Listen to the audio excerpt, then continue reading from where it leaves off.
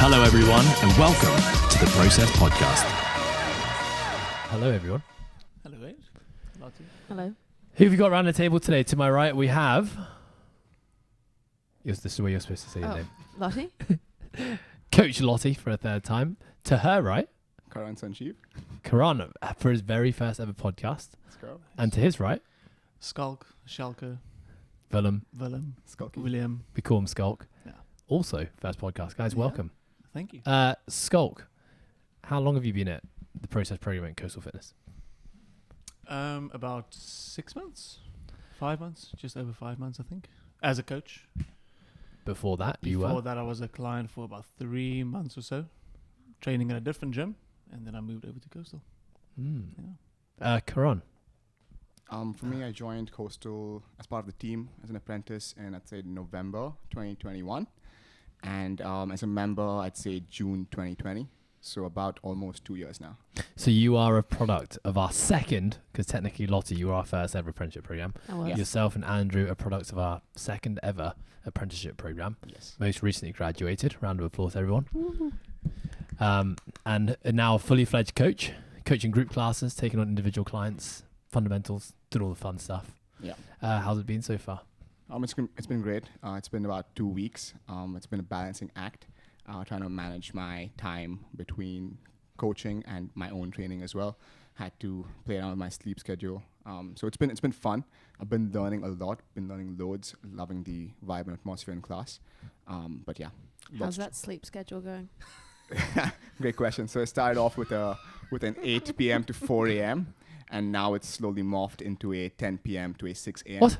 Living When in did the survival. morphing happen? Because I'm not doing any more 5 a.m.s because I was on front desk duty for the first 2 weeks and I had to be here at 5:45. So it was 4 a.m. But now I'm not teaching many 5:15 a.m. classes, just Thursday. So it doesn't really make sense for me to be waking up at 4 a.m. And also I'm taking on a PT client who wants to train at 7 p.m. So because of that, I need to move to 10 I feel like it was only a few days ago you were like, Ed, new sleep schedule, dialed in, feeling fucking great. And now you're like, oh, I've got a new sleep schedule. Yeah. But to be fair, since you've moved to your new sleep schedule, which is now 10 till 6 a.m. 10 till 6, Yeah. I feel like you're drinking more coffee and caffeine now relative to what you're doing when you're waking up at 4 a.m. Is a that whole correct? can of Nocco and 4 It's just the espressos. last 2 days because yesterday I was coaching 6.5 hours because it was Skulky's birthday, so I was covering his Yes, happy classes. birthday yesterday, Thank you. Schalky. Thank you. Birthday, Skulky. So 6.5 hours of coaching, 1 hour of meeting, and then I had like 1 hour of training in between. So it's quite a long day for me. So I needed to make sure that I was energized so I can bring the energy to class, bring the atmosphere, because yesterday we were testing our aerobic capacity. So it's important for me to be 100% mental and physical present on the floor. Today, of course, I reached home at like 10 p.m. last night. By the time I could wind down and bring myself, because the last 3 hours at Coastal, 5 to 8 p.m. was like a rave party because I was playing my techno trance music for the aerobic testing for the classes. Nice. And by the time I could bring my heart rate down and go get into bed, it was like 1 a.m. So I woke up, slept late, woke up relatively late today, woke up at 9 a.m. and I was lethargic. You guys saw me down an espresso, had another espresso before training in the PM, had Definitely a Nocco. caffeinated Nocco. Yeah, so. And we didn't even see your pre-workout that you probably snuck in at some point. No, I haven't yet. I've actually Yet. been off Yeah. three. I've been Yeah, off after three. this podcast. 3:30 p.m. Cool. But yeah, it's just off late. We'll dial down on caffeine going forward. Yeah. I'm glad you finally experienced what I refer to when I say that I cannot sleep when I listen to your music. You've now experienced it. The only difference is I listen to your music at 12 p.m. in the afternoon and I still can't sleep. And our members had to listen to it at 7 p.m. So Yeah. I hope they had a good night rest. But yeah. Thank you, Karan. It's great to have you. Skulky, it's great to have you. I'm looking forward to finding out more about your story in a little bit. Charlotte, how are you doing today? I'm great, thank you. Yeah. What's been happening today? What did I do today? I had an early morning wake-up call. So I actually changed my sleep schedule as well. Nice. Over the last like 3 or 4 months. I've been getting up like a good 45 minutes earlier. So I wake up at kind of 5:15, 5:30 every day, even on weekends. So I'm kind of liking that schedule. So I can get a couple hours work done before I come into work, and I walk into work now. So it's about a half an hour commute. So enjoy that this morning, and the sun is finally shining. The rain's finally gone away. So then I walked into work. I had a couple hours of PT. We had team training. To be honest, I was feeling pretty beaten up today.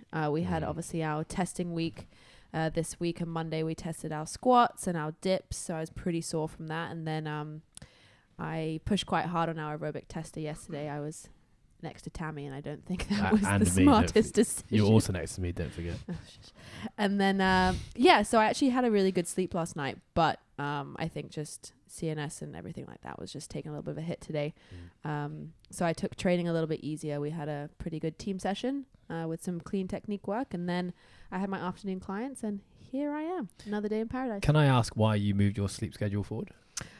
So just because I moved apartments, I know that I need a little bit more time to get into work, and I really like and prioritize my laptop work before I come in for at least an hour and a half every day. So I just wanted to make time for that, and I didn't want to kind of just be rushing or have to get a taxi into work and everything. So I still wanted to make sure I had a nice walk into work. Nice. Give myself that extra 30 minutes. Are you going to sleep earlier now as well? Yeah. I'm going to sleep kind of like 9 o'clock every night, if not before. And I love it. Sometimes it's 8:10 and I'm living the dream. Yeah. Nice. Welcome to my life. Yeah. Speaking of sleep schedules, Schalky, you seem quite tired today. I don't have one. I feel like you're exceptionally tired today. Well, talk us through your sleep schedule. I don't have one. It's roughly the same every day. So go to bed at about 10:30ish, somewhere around there, depending on the day. And then wake up at 6:30, somewhere around there.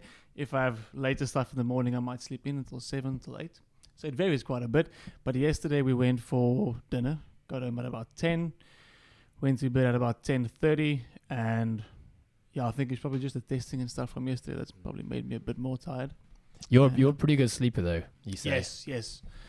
No issues falling asleep, no issues staying asleep, issues waking up some days, but that's...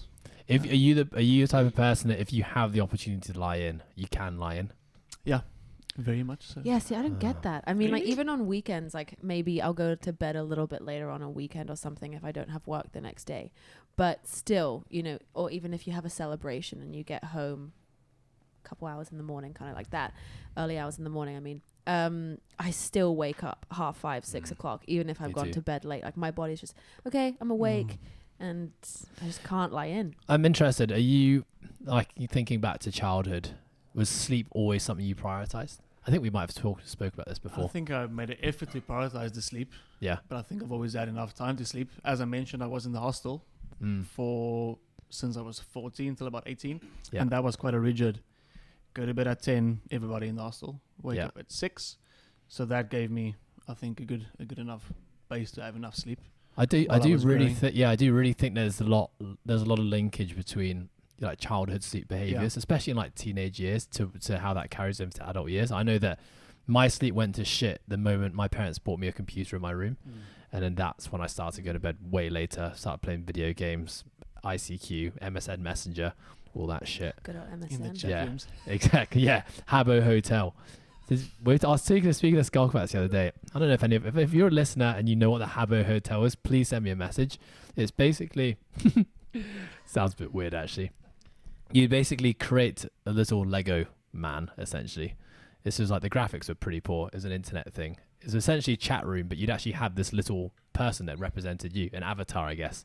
And you would go into the Habbo Hotel, and in the Habbo Hotel there's loads of different floors. You can go to any floor, and on the floor there'd be other people who had their own avatars represented. And if you could move your little avatar around the room, and if I got my avatar, let's say, close enough to your avatar, you'd have a speech bubble and I could start speaking to you. And I would we could have a conversation. But if I moved my avatar a couple inches away from you, I would no longer be able to hear or see your speech bubble. And there are other people that are online at that moment. So this is a bunch of people like me sitting behind our computers with our own avatars on this thing called the Anywhere Habbo in the Hotel. world. Anywhere in the world. You know nothing about them. So basically this was like early social networking where I would go on to this thing at night with a few of my friends, and we'd like go into the Habbo Hotel and just chat to random people. Sometimes you'd like, oh, okay, maybe I'm going to try and flirt with some girls today.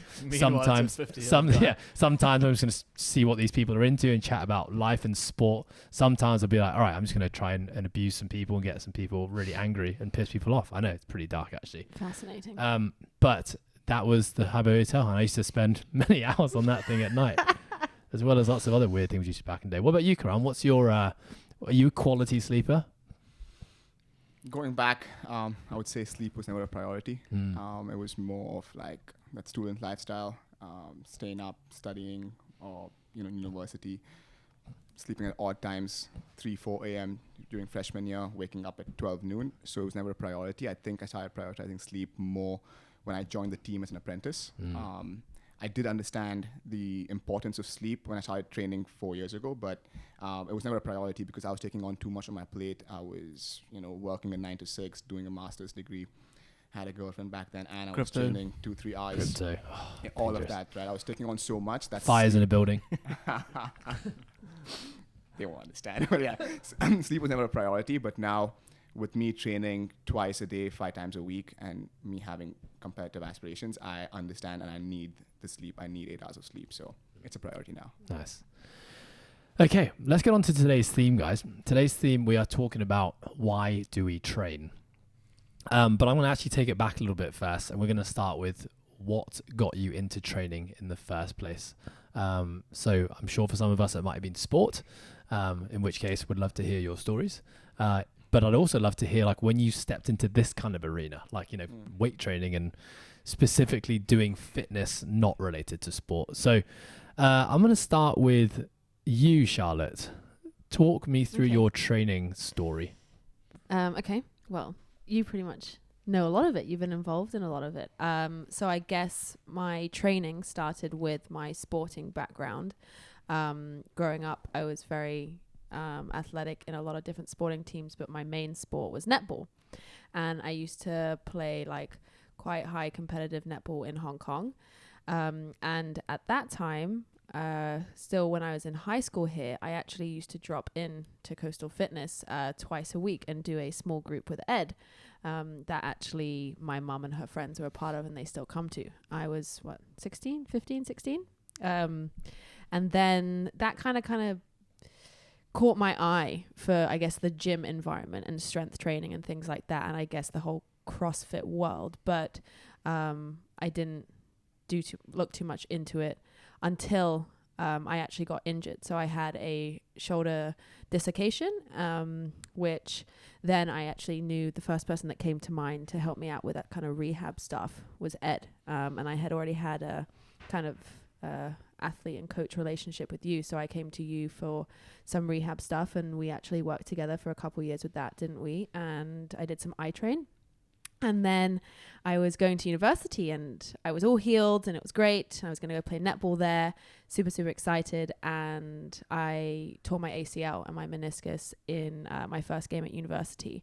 So obviously it was a massive blow, and I had like a lot of identity towards the sport, but I had always been really interested in like strength training. And I was like, okay, well now I actually need to understand a little bit more of what it means to be strong, to be structurally balanced, and how to rehab properly. So we did another couple years of iTrain, didn't we? And I remember that conversation when I told you about my knee. And then it educated me a lot, and I kind of got the bug from there, and doing a lot of weight training at the gym at university for a couple years.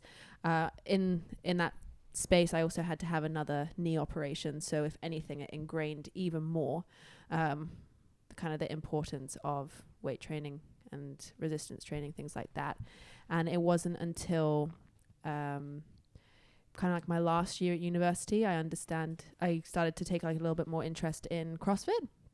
And just purely through kind of the things that you were giving me and understanding a little bit more about Coastal, I dropped into a couple places where I was at university in Bath, but didn't really know what I was doing. And I'd come back, literally, I remember every vacation, I'd come back to Hong Kong. This would be the first place I would come off the plane. Like I'd literally come here with my suitcase, and every morning that I was flying back to the UK, I would bring my suitcase to here, shower at Coastal gyms, and go straight to the airport. Like, it was the first place I came and the last place I left. And after my last year at university, there was I saw a advertisement of you guys were looking for someone on ops team, and I shot Ed a message straight away. I was like, what do you think? He's like, apply straight away. Get the foot in the door. I flew back after graduating uni. 3 days in, working front desk at Coastal, and I think that's where I realized I was on the wrong side of the desk, and I just found my passion. I wanted to coach. I wanted to learn more about it, and I wanted to do CrossFit. And from then I was just a sponge, and I just absorbed absolutely everything. And now I love it.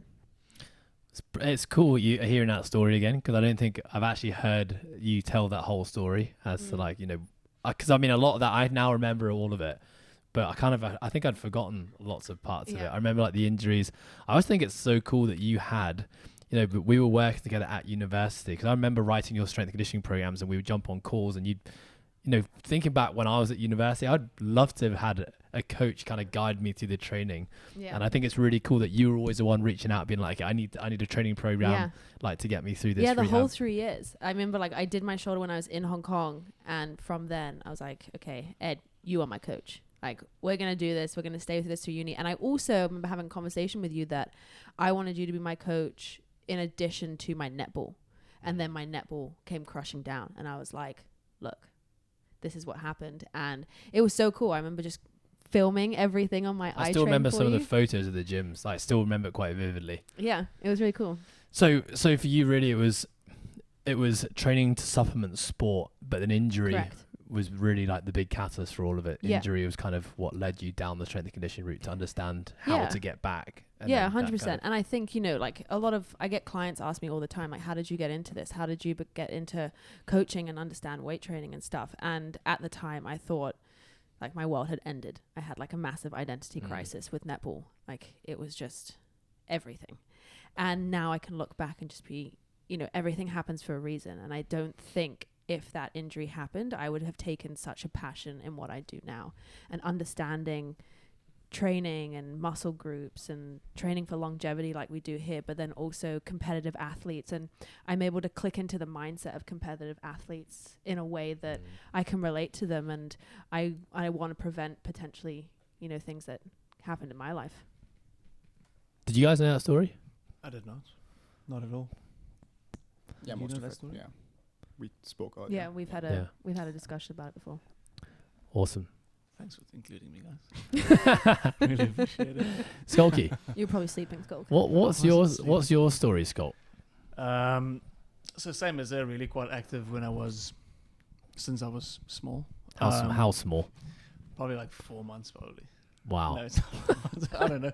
No, I mean, typical. Schalk at 4 months. Baby Tarzan. All right. No, typical, I don't want to say typical South African family or Afrikaans family, but started playing rugby when you were able to catch a ball. And then, basically just trained rugby as I went through to about high school. And then when I got to the hostel, people always said, okay, when you're 15 or 16, then you can start doing weight training. That was the norm back then, right? We had a gym in the actual hostel.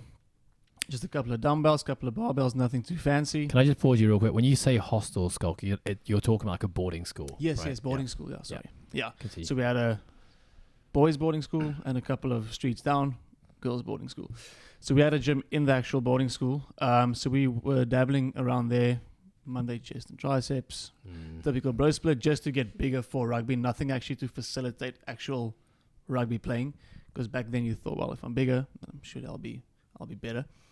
And I think a big part of that was also quite a superficial start. And if I get bigger, then I might get a girlfriend, or people might look at me, you know.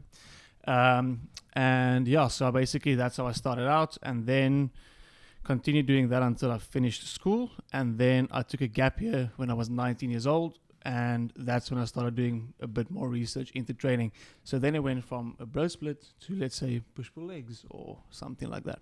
And then I set a couple of goals of, let's say, back squatting this, or deadlifting that, or benching this. No real structure to it, but for some reason I actually got stronger back then by just going in every week and just adding a kilo, adding 2 kilos, adding 3 kilos. So good. Don't you wish that still worked? It doesn't work. It doesn't. Not at all. Then I actually hurt my back. I think just from going every single week and just adding on when I can, and just trying to add when I shouldn't be adding. Did that. Then I had a loose piece of bone in my knee around about the same time. So I could never actually flex my knee properly in some movements. So the bone would actually pop out along the side. And then I would have to push it back manually.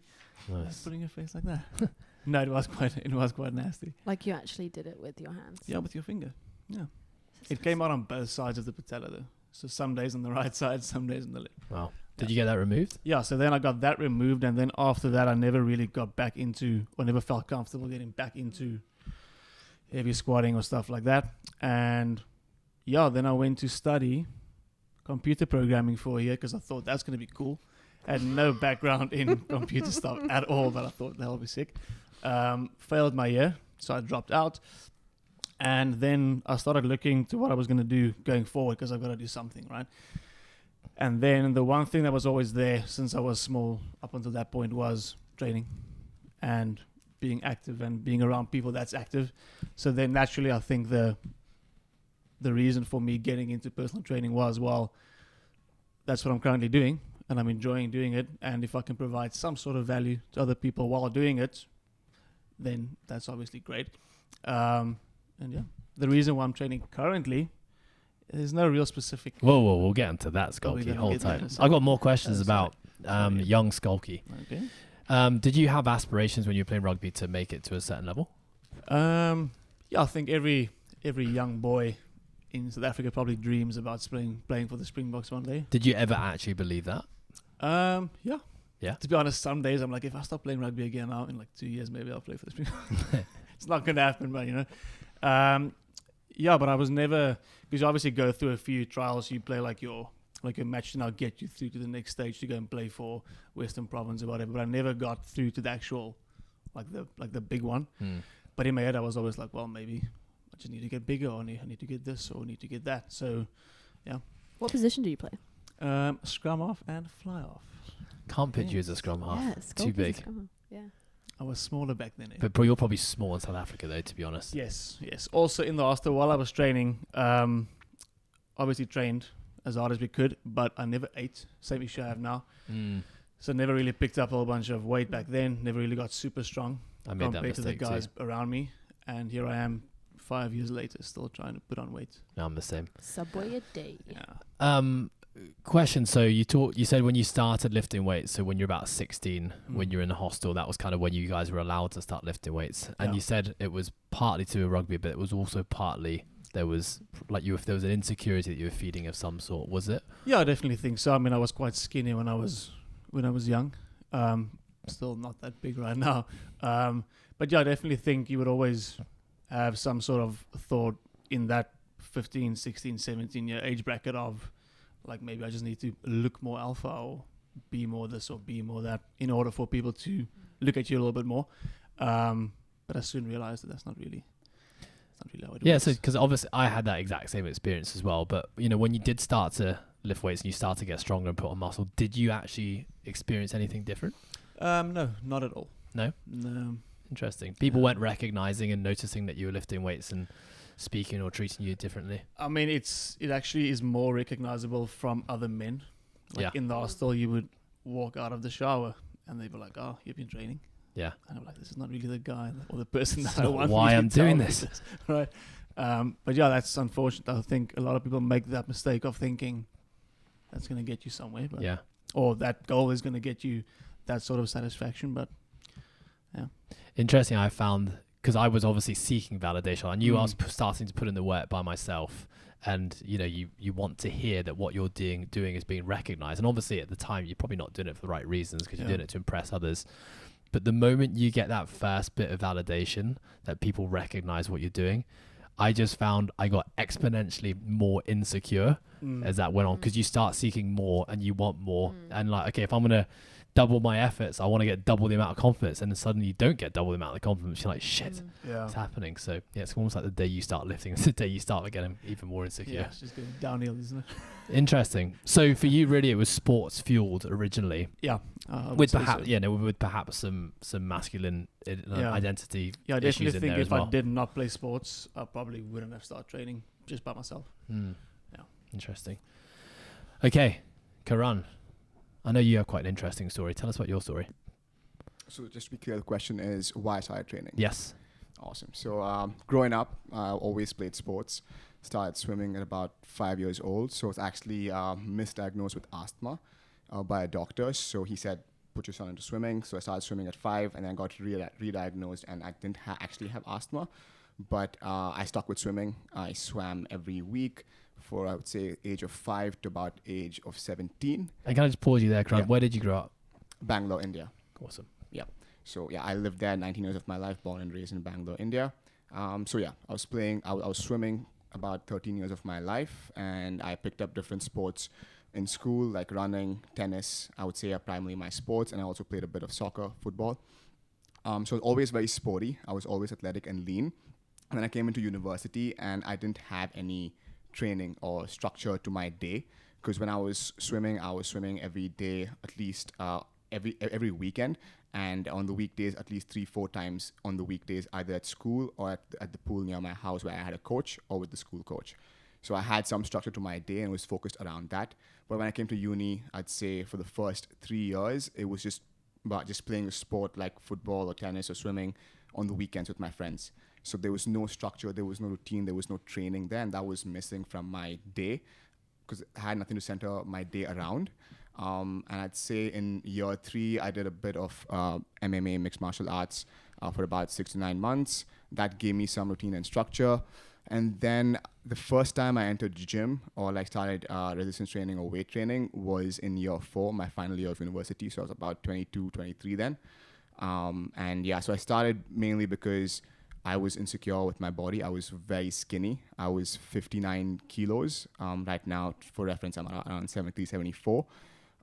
So that's the main reason why I started. Initially, I was like, oh, I have abs. I've always been lean. I've been athletic. I thought that was the shit. But then I quickly realized that no, it's not. I actually want to be bigger. And I just realized that, same thing as Schalky here, female attention, they do tend to prefer more masculine or like more muscular guys. So that was a driving force initially. And I started off with a bulking phase. I blew up from 59 kilos to like 72 kgs in like 4 or 5 months, but that was like a dirty bulk. That was a very dirty bulk. I would say about 3-4 kilos was muscle and the rest was fat. I'm now 73, 74. Yeah, so I'm the same weight that I was. I probably do have pictures, yes. And then I went on a cut down to 64. And since then, I've been gradually built up to 72, 73 now. But I quickly realized that, chasing a physique or chasing, looking good was never going to make me happy. I'll always be comparing myself to somebody else. So I'd say I started weight training in about August 2017. And then I moved in with one of my best friends in Jan 2019. And the focus then became more powerlifting style training. So initially it was your typical bro splits, like Schalky said. I was bodybuilding. And then it became more centered on powerlifting, squat, bench, dead. So it became more push-pull leg. And we squat, bench, dead each twice a week. So push-pull leg twice a week. And then the focus became performance metrics, strength numbers. So that is why I was training previously, and then I joined Coastal in about 2020 June. I've always been a fan of CrossFit. So when I was exploring what kind of training I want to get into in 2017, I came across CrossFit, I came across Coastal, I came across Ant as well. So I've been a fan of CrossFit, of Coastal since then. I've always thought that, I can do that. I'm athletic. I can do all the things they're doing. I was terribly wrong. But I started CrossFit in 2020. And yeah, we'll get into why I train now.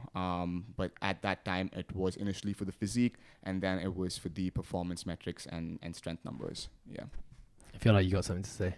No, I'm just like, I'm surprised. I guess I'm not surprised that there's like an underlying theme of, body image insecurities. What we view as the ideal, male body or the ideal female body. And as I was hearing you guys talk, I was thinking like, if I ever went to the gym when I was younger, and like, if I ever went to the gym, I was a cardio bunny. Yeah. So for, maybe it's a massive generalization, but for chicks, if you go to the gym, you're just going to run on the treadmill, because that gets you the physique. And a slim, feminine, petite body. And just listening to you guys' thought kind of took me back. And there was definitely, there's a different reason why I train now to why I trained before, and my strength training was very much like rehab process. But if I went to the gym, it was a lot of cardio sessions. But it wasn't until like my third year of university when I started getting into thinking about strength training. I wrote my dissertation on the female body image of CrossFit in Asia. And I remember doing like my case study in Coastal Fitness and looking how the CrossFit, like muscular female body image, is such like a different way of looking at a female body that we have in Asia. And it's like almost like a taboo. And it kind of just took me back and like your guys' honesty about you went to the gym because you were so body insecure. And I think a lot of people think self-image, like when they're thinking body image, it's a lot of like female body image and things like that. But it's quite nice and brave to hear you guys talk about it. I don't know many people who get into weight training where body image doesn't have a part to play in it. I think obviously we have different ends of the spectrum as to how much of a priority it is or how much of a driver it is. But I think for a lot of us, especially as males, it's definitely something that factors in. But I want to go back to you, Karan. So it was essentially your last year of university where something changed in you, where you realized, okay, I actually want to put on muscle because I feel that being skinny and small isn't enough. What was there a trigger for that? So I was in my fourth year of university, and one of the things was my best friend that I eventually ended up moving in with after university.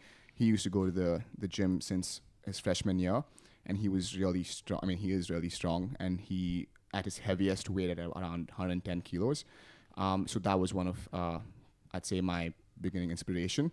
We did go on a hike to Mount Fuji in Japan in the summer of 2017, which is after I started in August 2017.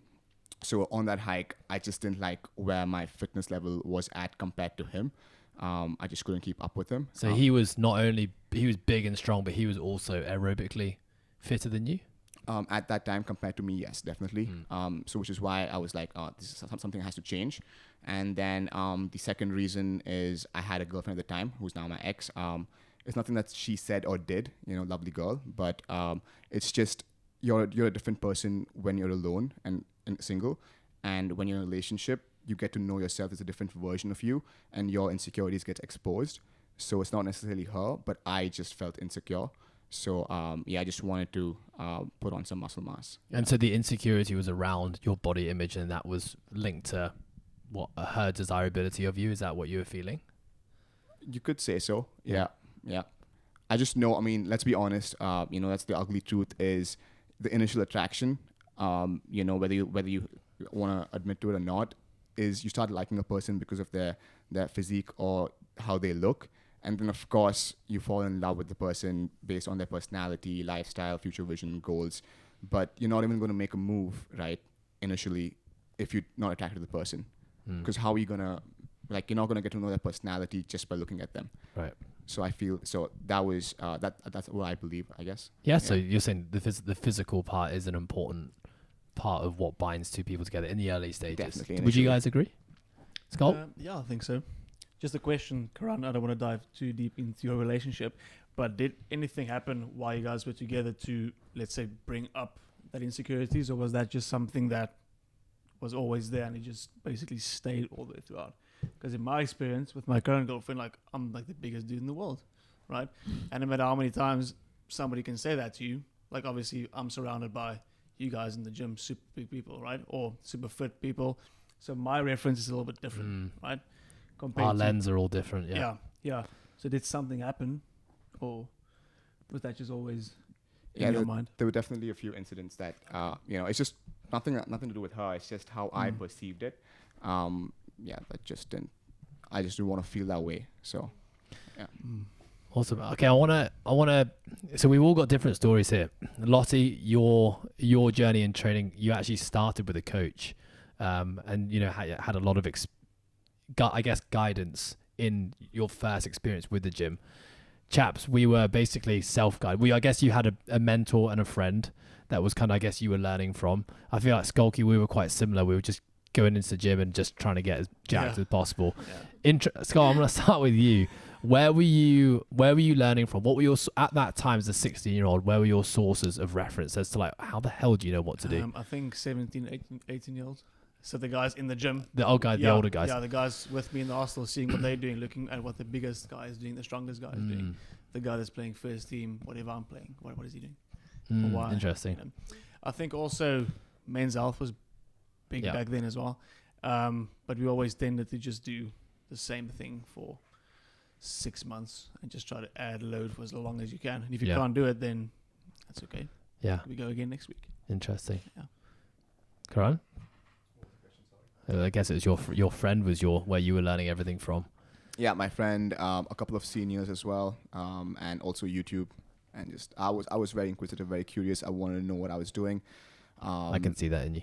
So I was Googling stuff, watching videos late into the night. I want to make sure that what I'm doing is right. I want to make sure that I know everything of what I'm doing.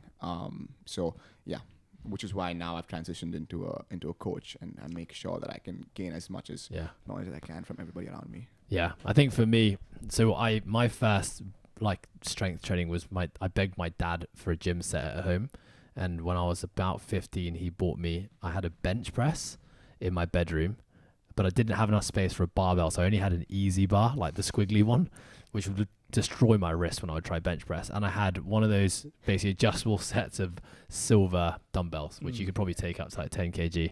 I had a really skinny mirror on the inside of one of my wardrobes, so I would like open my wardrobe, that would be my like lifting mirror, and I would just and so it started with there was obviously no YouTube back then, so it was men's health magazines, basically whatever like the circuit of the month was, I would do that. But then there was also a website called ABC Bodybuilding that I used to go on every day, and it was like this humongous dude, and they basically made him into like a bit of an animation. I don't know, probably just a filter now. I used to think back then, I didn't know about filters. I was like, wow, they've drawn out every single exercise. But basically you could select a muscle group and it'd have like every exercise under the sun, and there'd be like a stop start, like a 3-image show, which would show the start position, the finish position, and like the middle position. And I would just sit on this website for hours just being like, okay, what exercise have I not done? And I would just write down these exercises, go into my room at like after dinner at like 8 p.m. at night and just like lift weights in my little singlet with my gold chain around my neck. No benching. So good. Well, benching used to really hurt my wrist because I had an easy bar, which obviously would put it at a crazy angle. It's probably why I've got a permanent wrist injury now. Surely that's why your wrist is so and probably why I don't have a chest, actually. I think that's where that's what you were alluding to. So I actually didn't have any mentors because I think in my school at that time, like no one was really going to the gym. We didn't have a gym in our school. So I was basically like the pioneer in my year group to start training. So it was like very much the same as you guys, or very much the same as you, Schalk. It was kind of like I wanted to get better at rugby. There was also an insecurity because I was quite a late starter as well. So I was small. I was small for my position in rugby. I was just small compared to the other guys in my year as well. So it was like I need this summer. I remember just making the pledge one summer. It was a year when I was going into my sixth form, so going into year 12. And I think I was 15 then. I said this summer I'm gonna do training every day. And we went on a summer holiday to America with my family, and I did push-ups, dips, pull-ups, sit-ups. That was pretty much it. Didn't do any legs. Every day of that summer holiday. And my t-shirt sizes went down a size, so I came back and my t-shirts were just a lot tighter, and I was just looking for that affirmation, that confirmation that others could recognize that I'd been putting in the work, and that was and I received it, and I ended up being like the pioneer for the 2 years above me and the years below me for weight training in my school. And it's funny because I'm not big compared to most humans, but I was like the guy at West Island School who was training. And then in my last year of school, they built a gym, and it was just like really old. Fitness First was throwing away a bunch of equipment basically, and my school just like grabbed a bunch of shit. So we had some random stuff in there. We had like one cable, we had like 10 Swiss balls. So like we would just go into the gym, like throw Swiss balls and like run into each other with Swiss balls. That's basically what we do. We'd have like one adjustable set. We'd had one bench press. And so then it turned into, like every now and then a lot of lunch breaks, some kids would be like, okay, we're going for a bench off. Amazing. And so like 5 of the bigger, stronger guys would go to the gym. I was more of an observer. Yeah, I was more of like the coach. I was actually like, you know, almost trying to coach people as a 15-year-old in the gym to try and help them. So yeah, just funny starting positions. Cool. We were talking the other day, Lottie, because I know you get asked this a lot, because I think this year in your training, you've put so much work into gymnastics. I think everyone within our team, but also our members, suddenly thought like, where did Lottie get? How was she so good at pull-ups? Where she can do strict handstand push-ups? We were chatting the other day because I think you asked me a question. You said, "Have you always been able to do pull-ups?" Oh yeah. And I told you my story, but I asked you, and I thought your answer was quite interesting. So when did you start being able to do pull-ups? I can't remember that conversation.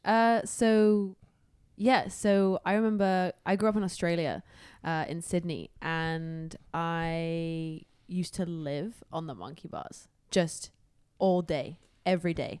You can ask my mum. I used to come home just with like bloody hands and just used to cry, put them in salt water and Dettol, and then just be on them the next day. And I was having this conversation with Ed, being like, I've always been able to do a pull-up, because I get a lot of, you know, clients, people asking, you know, Give me your program. Yeah, you know, they're just kind of like, I really want to get my first strict pull-up. Like, how did you get your first strict pull-up? And I'm like, I'm going to be honest with you. I've always been able to do one. My upper body's actually been naturally quite strong. And I just remember just being on these monkey bars, 6, 8, 10 years old, just banging them out. Just used to live on them. Whereas my sister, for example, she struggled to get her first pull-up. And now, I mean, she's got them and she's very upper body strong. But I had to go through that process with her in training. So it's not like it's genetic, it's anything like that. But yeah, I just used to hang around all the time, spend more time on my hands than I did. You know, I always do find it interesting, especially in female populations, when you see girls who are maybe like more heavily muscled than others, or who have like a six-pack. Because, you know, a lot of females, even at very low levels of muscle body fat, will not have visible abs. And you see some girls just have like shredded six-pack. I mean, you look at most high-level CrossFit Games athletes. But in a lot of cases, I'm not trying to discredit a lot of the hard work that people do, especially females, but you look at the backstory and the childhoods of a lot of the girls who are really fit in adult life, and a lot of them were really fit as kids. And maybe some of it's partly genetic. I know a lot of it is, but also just by the activities they do. Interesting. Yeah, I think pull-ups is a big thing with that. You know, it's hard to train when you get, maybe you've never had them before, if you're not necessarily been athletic when you've been growing up and everything like that. Like, you know, I was doing a lot of gymnastics and everything like that as a kid. So, yeah, definitely my background played a lot to play. Okay, let's switch gears now. So we talked about what got you into training. Now, if I look around this table and I look at the training that we all do something kind of similar. We all pretty much follow an iteration of the Liberform Compete program, which is the Perform or the Compete program, which is leaning towards basically prepping us for the CrossFit Open every year. We all took part in the CrossFit Open this year. Three of us took part in the quarters. Karan unfortunately wasn't here, but he will be making it next year. Yes. So essentially, but what I'm trying to say is that we are all putting ourselves into like the competing arena of exercise, kind of not just recreational trainers, I guess. So my question now to you, and I'll start with you, Schalk, because you kicked us off. No, Lottie, but I'm going to start with you anyway, Schalky. Is why do you train now? What motivates you to put in the work that you do, and why do you do it? It's a tricky question, Ed. I've thought about it before because you gave us a few minutes beforehand, and there's no clear answer why I train currently. I think it's probably a big percentage of me doing an hour and a half training, or however long we train for, is I think it's just part of my daily life. I think if I don't do that training on the days that I normally do, I normally feel a little bit maybe irritable. I'm like, I've got to do something at least. But no, I think when I started CrossFit, I had like specific, let's say, metrics you want to be able to do. Like, you want to be able to clean this, or back squat that, or snatch this, or whatever. I think those metrics, I haven't even gotten to them, but I think in me just training day by day, not focusing as much on them, I've realized, well, even if I do get there, it's not really gonna make me feel that much better. Your life's not going to be different. All right. So yeah, right now my training is just coming in, getting better every day in whichever ways I can. Being training, I could probably do a bit more with nutrition and sleeping and stuff, but for my current lifestyle, I feel quite content with what I'm doing and what I'm getting out of it. So So what I take from that is that, I mean, you obviously value training and what it does to your physical and mental health. You're saying when you don't do it, you actually feel like. Yeah. But I also know you, which, in the sense that, you know, there's a lot of times where if the option to not train is there, you'll happily take it. Yeah. So a couple of examples I think is when we were the whole team got put into home quarantine because Karan got COVID. Thank you. And Lotte and Schalk. Actually, shit, everyone on the table apart from me. When we all got COVID, Karan basically, got it first, by the way. we were all basically stuck at home for 7 days, and a lot of the conversation was around, what training are you doing at home? How are you adjusting the workouts? And Schalk basically didn't lift a muscle for 7 days, but you did rock up and do 22.2. I did. You also went home recently, spent some time with the family, said you didn't do a whole bunch of training when you were back. Then you had a 7-day quarantine. Yeah, no Didn't training do any, at all. literally didn't even accumulate 1,000 steps a day. So talk me through that. You know, for someone who values and loves training in a day, why did you not? Was there a I reason? think it's circumstantial. When I was back home, so I used to stay, or when I went to visit my mom, she moved house recently, right? So the place that I used to train at, which was 20 minutes away back then, is now an hour and 20 minutes away. So for me, driving there every single day firstly wasn't feasible, and I just wasn't up for driving that long just to go and train. But the opportunities when, let's say I drove through that town to go visit other people, visit my sister, whatever, I would always make a point of stopping and going training, even if it is not twice a day, to maybe, in brackets, make up for the time that I've lost, which obviously doesn't work. But yeah, in quarantine, I find it very, very difficult to get out of my bed and do push-ups right next to my bed and then getting back into my bed. So you need that separation. I need that separation. Same thing with lockdown as well. When me and my girlfriend moved to Hong Kong, I didn't have a gym membership. We had a little rooftop thingy. I think we trained there about twice, and even that separation from going up 2 flights of stairs wasn't enough to keep me going. I started because I wanted to do something, but I ended up getting a membership and paying for a month, and so I did that instead. So I need that, I think, if it's a 15-minute walk somewhere, if it's a MTR drive or ride wherever I want to train, I need that time to prepare me. And me just sitting on the floor waiting for 10 minutes to now eventually start training, I just don't.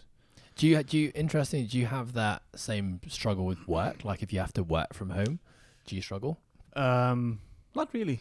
No. I don't not work really. from home. Yeah, I don't work from home yet. I barely do much when I'm here. No, I'm kidding. It's also, I've got this thing in my head where I know people always say, well, doing something is better than doing nothing. But I sometimes feel that what I'm going to do isn't going to benefit me as much. So I'd rather just not do it. I'd rather wait, let's say, 4 more days until I can actually get under a barbell, get under some sort of weight, and then rather do that. I think I spoke to you the other day. Yeah, we just chatted about it. At the previous place, like we all know, I struggle to put on weight. Like that's no secret around yet. So I used to train and then go home and sit as still as possible to not burn energy, so I can just maybe save some calories. The story was that myself and Scott had a catch up the other day, and I said I'd been sat in front of the computer for 3 hours, so I was like, I'd really like to move. Let's do a walk and talk. So we said we'll do laps around the park and just have a catch up. And Scott was like gutted that I wanted to walk. 7 laps as well. He's like, we did 1 lap, and I was like, okay, round we go. He's like, oh, we're going again? I'm like, yeah, come on, we only have 10 minutes. And then that's where Scott told me he used to not lift the muscle. But also, the other interesting part is that, because we were also talking about something else you were just chatting about, which was, why would I move? What's the point of moving if I can get to a gym in a few days and like actually do a proper weight session? Yeah. Because we were talking about that with walking lunges the other day. Yes, we were walking lunges in a session, and myself and Lou were doing it at body weight, and you were waiting. I think most of you guys were adding dumbbells to it, and you said, I don't really see what the point. I don't feel like doing walking lunges would achieve anything, so therefore I'd much rather just put weight on. If I feel up for it on that day. If you feel up for it on that day. Yeah. But I do know also you do lean towards weightlifting. Like you enjoy resistance training. Yeah. Like I know that's probably the thing. If you had the choice between what type of exercise, you would always lean towards that. Would you say that's accurate? Yeah, I think so. Yeah, Yeah. that's probably true. Yeah. Awesome. So in summary, Schalk, you train because you train for your mental and physical health. You've also detached from being an outcome-based, having outcomes drive you in training, and instead kind of just, it sounds like you're just loving the process more than anything Obviously, else. I still have like internal goals that I do want to achieve with training, but that's not the main thing that's driving me currently. Okay, can I just ask you one last question? What about the Open? Where does like competition fall into this? I feel naturally I am quite competitive as well. So I think it's I would say a 70-30% split maybe, where 30% is I want to beat whoever it is that I want to beat, and 70 is just, that doesn't really matter that much. Because I think I've made the shift of, that's not really going to give me, how me and you both went through high school trying to get this affirmation from whatever through training. I think I've come to the point where I'm like, even if I do get there, it didn't happen back then, or it didn't work back then, so why would it work now? Nice. That's a really healthy realization to come to. Awesome. Karan, I think you should start by just talking us through the training that you do. Right. Because I know what you do is quite different to the rest of us on this table. So please share. What do you do and why do you do it? So I'd gone back home, Bangalore, India, for about 6 weeks plus 1 week quarantine. So when I was back home, I didn't have access or easy access to a CrossFit gym. It was quite far, and I'm not gonna, same reason as Schalk, I'm just not gonna go through Indian traffic for an hour and a half back and forth just to go to a CrossFit gym. But I do have access to a commercial gym, a bodybuilding gym, and they luckily had a floor with padded flooring where I can drop the weights. I couldn't do much gymnastic stuff there because just the bars there were too thick and too smooth. It's really hard to hang on to. And I decided to focus on my relative weakness, which is Olympic weightlifting, purely on that. So I started off, was supposed to be a 6-week block to be done and finished in India, of just 4 days of weightlifting and 2 days of bodybuilding. Circumstances played out in such a way that I couldn't train on the last 3 weeks of my trip, just because my uncle passed away. I was traveling within India, and also I went through the whole experience of flying out to Bangkok, spending 40 hours in the airport, and then flying back and then crashing for 2 days, all of that. So I just didn't train for about 2 weeks there, and then third week in quarantine, third week was quarantine week, and I didn't train there as well. So then I had to readjust the program, and now what I'm doing right now is I'm just finishing that program off. So it became an 8-week block, I think so. So I'm finishing that off. I'll be testing my 1RM clean and jerk and snatch in about 7 days. And that aligns perfectly with the LPC block finishing. The 6-week block finishes this week, and the new block starts next week. So next week I'll be full-time back on LPC. I hadn't do any aerobic training back home. Zero aerobic training. The only sweat I got was in the sauna room. So it didn't make sense for me to do the aerobic test yesterday. And I've just been easing back into aerobic training in the last 2 weeks. So I've been taking it easy. But yes, from next week, I'll be back on LPC, pending some chats with yourself and Ant and Tammy to what to do with my PM sessions. I have a few thoughts in my head. But yeah, that's what I'm doing currently. So what are you training for? Why do I train now? So I still train for performance metrics. Of course, I feel like that's good in a way because I see progress. It's tangible results, but that's just, I would say, secondary. And what I primarily train for now, the superficial goal, I recall it, is I want to be the fittest in India in the sport of CrossFit. But that's a superficial goal, right? Why do I say that? Is because for me, the deeper goal for me is I want to see where I can take myself physically, how much I can achieve, or like how far I can take this journey. Irrespective of whether I become the fittest or not, I want to give it everything I have. I want to see me at my physical best. And I feel that CrossFit is that sport where we can do that. It's not just powerlifting. It's not just endurance. It's gymnastics. It has an element of everything, right? Which is why we all love the sport. So I feel like this is a true expression of fitness and physical fitness. So I want to see how far I can take my body. And that, in a way, is very mentally fortifying. And for me, it does a lot mentally and emotionally. So for me, that's the higher goal. And I know that if I can achieve the best physical and mental version of myself, I strongly believe that that version of me will be the fittest in India. Awesome. So the outcome, the goal is to eventually be maybe one day the fittest man in India. And you know that if you put everything into your daily processes, the chances of that happening are actually quite high. Yes. Awesome. Because I mean, what's my excuse? Am I going to say genetics? No, we're all Indians, right? I'm not competing against non-Indians.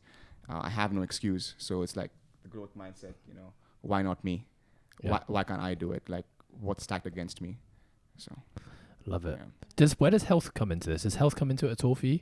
No, I do understand that the way I train or like the goals that I have is not.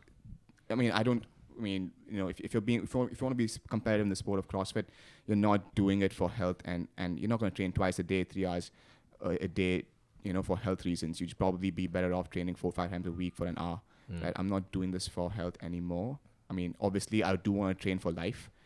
Some form of training. I do see myself transitioning into more of like endurance-based sports as I get into my 30s and late 30s. I do want, which is why I was my interest, my curiosity was piqued yesterday when talking about triathlon, because I enjoy all of those 3 modalities.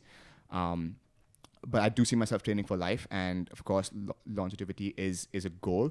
But right now, I think I'm 26, so I want to see what my body can achieve, and I want to push it to its limits in the next, let's say, 9 years, because that's when the open division ends, right? 35. So yeah. I've got a quick question.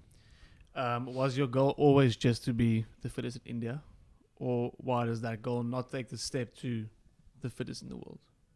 Because there's obviously a big gap between those. Well, I also have to be realistic, right? Yeah. But like I said, you know, I want to see how far I can take myself. Like, I know that right now where I'm at, I can see that goal of being the fittest in India. I can see it being achieved, but I'm not limiting myself to that. I'm not going to be like, okay, that's achieved, I'm going to stop there. I want to see how far I can take it. Let's see how far I can get. Let me cross that mountain first, climb that mountain first, and then be like, okay, let's look at Asia. Let's see. I don't know what's possible. I don't know if I want to be, you know, in competitive CrossFit after that. I might want to do something else like triathlons. So. Did you do the Open this year? Yes, I did. Yeah. And you where did you finish in India this year? So I was 20th after 2 workouts, and then the third workout sent me flying to 43rd. Yeah. Because it had double unders. Double unders. Nice, Karan. So I love that. So I love that you're honest about this being not a health pursuit, and this being something that's like this performance-based goal, because, you know, you've been a part of sports. You know, hearing your training history now kind of makes sense. You've always been a part of sports, and and I also love, I've never heard you say it before, but you see CrossFit as an expression of overall fitness because of all the faceted tests, and so you've chosen this to be a sport because I think this exudes athleticism in every way possible. I think that's a really cool way. I've never really heard anyone say that before. That's cool. Thank you for sharing. No, of course, yeah. Charlotte. Yes, hello. So can I just say, you've done the CrossFit Open twice now. I know we did a podcast talking about CrossFit Open. Is this your second CrossFit Open? No. You done more than that? I think it was third or fourth. Oh, okay, completely wrong. Like But maybe just because you crushed it this year. Okay, so why are you training? what do I train now? First of all, I just love it. What do you love? I love feeling good in training. I think, you know, speaking about your childhood and everything like that, I think movement has always been just ingrained in me. And, you know, very similar to Schalk, like if I don't train or something like that, I feel for my mental and physical health, I have just like a little bit of a, you know, resistance, a little bit of an itch, which I'm getting better at. You know, like when I take days off and things like that, I'm really trying to just step away and time to decompress. But why do I train now? I love to feel good. I love to see what my body's capable of. I train for health. I don't necessarily have big aspirational goals in terms of metrics and competitions and things like that. But when I'm in a competitive environment, or I've seen like the biggest progress in terms of the sport of CrossFit this year, I kind of makes me think, oh, okay, well, maybe I will set a few goals and see if I can do it, you know? But I love feeling strong. I love feeling fit. I love pushing myself and seeing how far my body can go to the point that I still feel healthy. And a big thing for me that I know is going to be a part of my training for the rest of my life is injury prevention and like maintaining the injuries that I have right now, because they still flare up. But being able to kind of explore the world of weightlifting, CrossFit, gymnastics, everything like that, like you said, it encompasses everything, is pretty cool to see what you can put your body to. And I think I've not necessarily been the most confident individual, but when I see that little bit of progress, I love training as a way to express myself and gain confidence. And do you notice does that confidence carry over into other aspects of your life as well? I think so. I think it just kind of, I find training and the gym a way to, as I said, like express who I am, and it's my happy place, and it builds me confidence. And I think that's made me become more of comfortable with me. And then I think that's therefore had carryover into just every aspect of my life, because I now know it's part of who I am, and it always will be. It might not be at the intensity that it is right now, but like I said, movement's kind of ingrained in me. So wherever that journey takes me, it will always be a part of it. Nice. Well, thank you for sharing your stories, guys. Ed, Yes, Schalky. why are you currently training? Oh, why do I currently train? You know Do what? not break every day. That's why he breaks. It's actually kind of, there's like bits and bobs of what you've all said that are my motivators for why I train. Like, one is the injury prevention part of it. Like, I've had a lot of injuries in the past, and I know I have a somewhat compromised body that doesn't function optimally. We now know it's from the EZ bar. Yeah, and it's We from now from know the that whole fucking reason. bar that my dad bought me when I was 14. So that's number one. Is I know that strength and conditioning has an important part to play in giving me longevity in like the joints and the tissues and parts of my body that have had trauma to them. And I know that if I stopped, I think those issues would exasperate tenfold, and I'd be very incapable physically.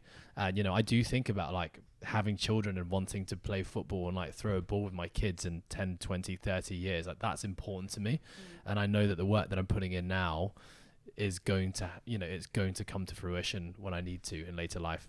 Another big part is actually what you said, Karan, that actually made me reflect on my answer a bit more, which is like, why do I choose CrossFit? There's sometimes I think about, maybe I'll just do a bodybuilding split and just see how jacked I can get. But I also have done that in parts or periods, and I just get bored of it quickly. I love the completeness of CrossFit in a sense that, okay, you've got, the strength capacity side of things, you've got the cardiorespiratory side, but you've also got like the skill side of like the complexity and how challenging some of the movements are and the mobility required. That's why I love CrossFit as a sport. Another thing that I've just recently has reminded me why I love training so much was like, Karan, you invited me to play football with some of your friends the other day, and it was just like a little kick around in Victoria Park on a concrete pitch. Most of your mates were all hungover, and I came down and joined these like 16 of us having a little kick around. But like team sports has been something that's always been a part of me since I was a little kid, and like I love team sports. And I've just started reading this new book called First Break All the Rules, and it's about management and leadership. And it was talking about, this is a bit of a tangent, but I'll bring it back. And it was talking about, why not everyone's meant to be a manager, or not everyone's meant to be a leader. And some people just like, and the question they ask is like, what excites you more? Being the person to take the responsibility of the wins and the failures of your team, or would you rather be responsible for your own wins and failures? And for me, I've always wanted to take on the wins and failures on behalf of other people. When I think back to sport as a kid, like, I was always volunteering to be team captain. That was such a huge honor for me to be a captain. And I guess my coaches saw captain qualities in me because I captained many teams all the way through school.